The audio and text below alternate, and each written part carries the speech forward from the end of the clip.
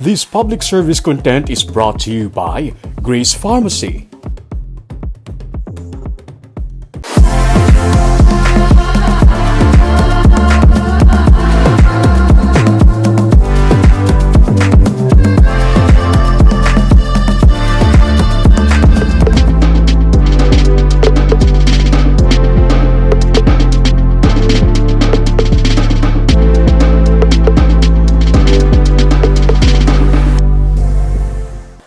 Bangkay sing isa ka NPA nga napatay ang natultulan pinagi sa bulig sing isa ka Belgian Malinois.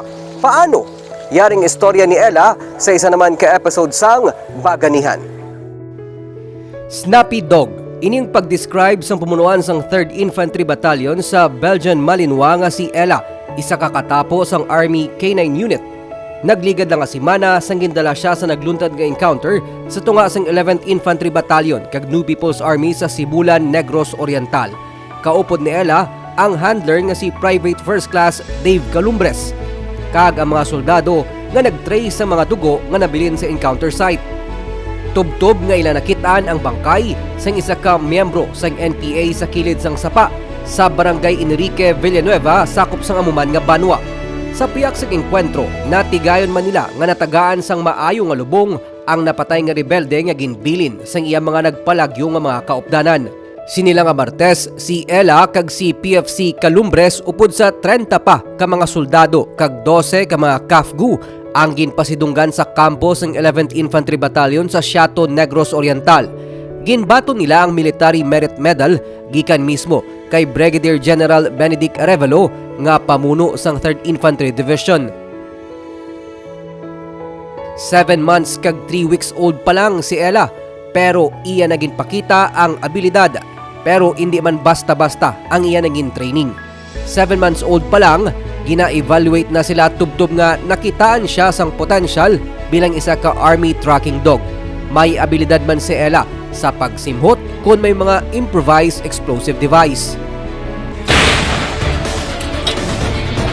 Sunod sa pamunuan sang Army sa Visayas, dako ang naging papel sa mga Army K9 unit, ilabi na sa away kontra sa insurgency diri sa isla sang Negros. Si Ella ang may masobra pa sa 7 ka tuig antes magretiro.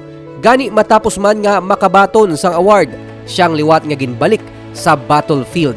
Makaligad sang nagluntad naman nga engkwentro sa tunga sang Army kag NPA sa Banwa sang Kawayan, Negros Occidental. Magluwas kay Ella, may mga Army K9 unit man nga nagaserbe bilang military dog. Pila sa ila nangin sa laligan sang Army upod sa pila pa ka mga ahensya sang gobyerno sa kampanya kontra illegal nga droga kag illegal nga armas kag mga explosives bilang sniffing dogs o kun katapo sang explosive detection dogs.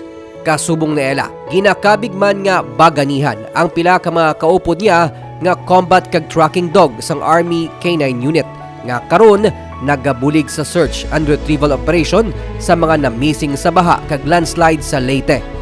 Hindi man nila ma-appreciate ang mga medalya pero ginapasiguro sang Army nga mabatsyagan nila ang pagpalangga sa ila sang mga soldado. Hindi mo kinahanglan mangin gamhanan o kon may ikasarang agod makabulig sa imo isig katawo. Bisan ako o kon ikaw, pwede mangin Baganihan. Ako si Nico Delfin, magadala sa mga istorya sang paglaom kag pag-asa sa kada simana.